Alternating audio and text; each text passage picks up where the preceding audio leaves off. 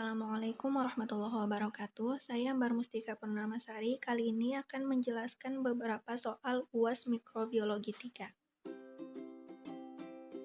Soal yang pertama adalah skema pemeriksaan pasien dengan IMS atau infeksi menular seksual, di mana IMS ini adalah infeksi yang sebagian besar ditularkan melalui hubungan seksual, baik hubungan seks vaginal, anal, maupun oral.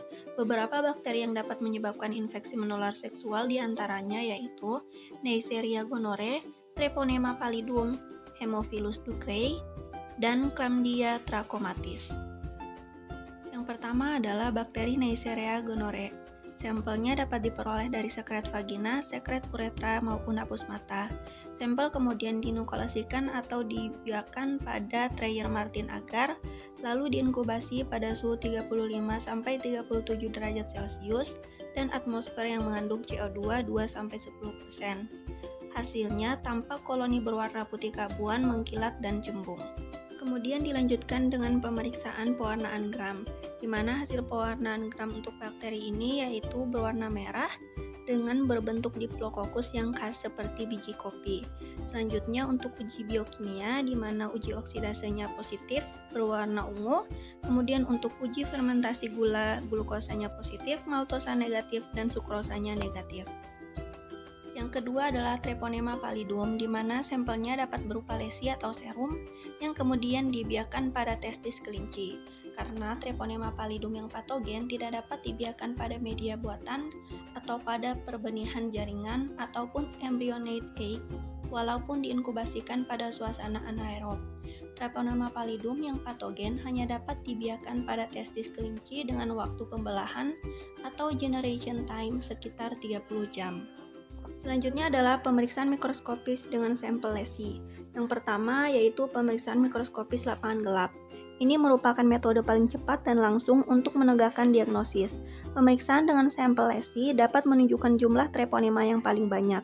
Lokasi pengambilan harus dibersihkan dengan larutan garam faal dan dilakukan abrasi dengan kasa secara hati-hati, sehingga tidak timbul perdarahan yang nyata. Kemudian diperiksa dengan mikroskop lapangan gelap atau fase kontras memakai kaca objek yang ditutup dengan deck glass, atau dapat ditambahkan setetes garam faal non-bakterisidik bila sediaan terlalu tebal. Treponema pallidum akan tampak seperti pembuka tutup botol dan akan bergerak seperti spiral dengan undulasi yang khas pada titik tengahnya. Selanjutnya adalah pemeriksaan immunofluorescence. Cairan jaringan atau eksudat disebarkan pada kaca objek, dikeringkan di udara, lalu sediaan difiksasi, diwarnai dengan serum anti-treponemal berlabel fluorescence, dan diperiksa dengan mikroskop immunofluorescence untuk mencari spirocita yang khas. Selanjutnya adalah pewarnaan levadity atau silver impregnation. Digunakan untuk mewarnai bakteri yang berada di dalam jaringan.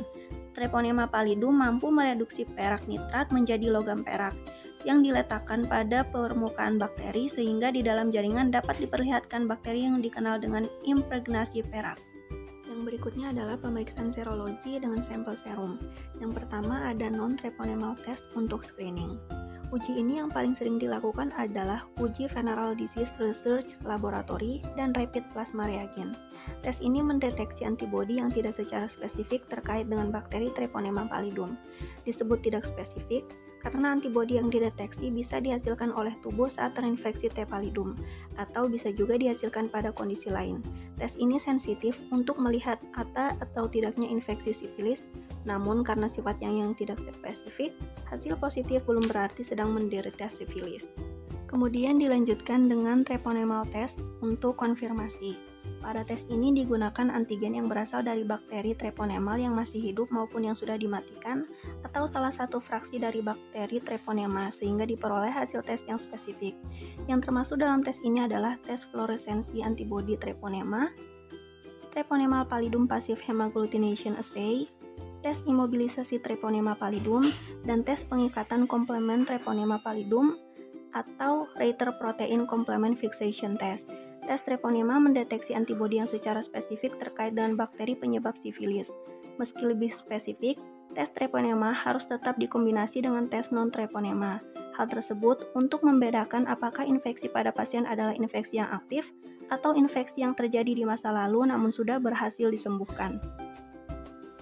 Bakteri berikutnya adalah Haemophilus ducreyi, di mana sampelnya dapat berupa ulkus atau darah yang kemudian dibiarkan pada Giussi agar atau Muller-Hinton agar. Pada Giussi agar atau gonococcal agar, koloninya khas, tampak kecil, non-mukoid, kuning keabuan, dan tetap utuh bila diangkat ke permukaan agar. Selanjutnya, untuk identifikasi dimulai dengan pewarnaan mikroskopis. Bahan pemeriksaan diambil dari dasar ulkus, kemudian diwarnai dengan pewarnaan gram, dapat pula diwarnai dengan White, Unna Pappenheim, dan Giemsa. Sebelum pemeriksaan, lesi dibersihkan dengan kain kasa yang dibasahi larutan NaCl fisiologis, kemudian serum diambil dengan lidi kapas steril dan dihapuskan pada objek gelas dalam satu arah. Pada pewarnaan gram didapatkan basil kecil gram negatif yang berderet seperti rantai atau kawanan ikan. Sensitivitas dan spesifitas kurang dari 50%. Selanjutnya adalah tes serologi yang terdiri dari tes fiksasi komplement, precipitin, dan agglutinin yang menunjukkan hasil positif. Tes ELISA memakai whole lyse H. ducreyi sebagai antigen memiliki spesifitas dan sensitivitas tinggi. Kemudian yang terakhir ada tes kulit Itorestirna, di mana tes ini sudah tidak dipakai lagi karena tidak spesifik. Yang terakhir adalah Chlamydia trachomatis, di mana sampelnya dapat berasal dari uretra, serviks, serum, atau urin, yang kemudian dibiarkan atau kultur jaringan. Sel hidup dibiarkan dalam gelas kaca yang disebut biakan monolayer seperti McCoy dan baby hamster kidney sebagai sel inang bagi Chlamydia trachomatis. Hasil pertumbuhan dapat dilihat pada hari ketiga. Kemudian dilanjutkan dengan pemeriksaan mikroskopis di mana dapat menggunakan pengecatan Giemsa. Namun pemeriksaan mikroskopis memiliki sensitivitas yang rendah jika dibandingkan dengan cara kultur jaringan, serta tidak dianjurkan pada penderita asimptomatis dan subakut. Biasanya pemeriksaan mikroskopis dilakukan untuk mendeteksi infeksi pada mata. Lalu dilakukan juga pemeriksaan dengan deteksi antigen, di mana pewarnaan imunofluorescence langsung dengan antibodi monoklonal dan penentuan antigen Chlamydia dari hapusan uretra dilakukan dengan pemeriksaan ELISA. Soal yang kedua adalah gambar dan ciri-ciri dari jamur Aspergillus sp, di mana ciri-cirinya adalah memiliki hifa bersepta atau bercabang. Hifa yang muncul di atas permukaan adalah hifa fertil, koloninya berkelompok. Canidiofora muncul dari food cell atau miselium yang bengkak dan berdinding tebal, serta membawa stigmata dan akan tumbuh canidia yang membentuk rantai berwarna hijau, coklat, atau hitam. Gambarnya sebagai berikut, di mana terdapat conidial chain di bagian atas, kemudian ada secondary sterigma, primary sterigma, vesicle, kehidiopor, serta food cell. Mungkin itu saja yang dapat disampaikan, kurang dan lebihnya mohon dimaafkan. Wassalamualaikum warahmatullahi wabarakatuh.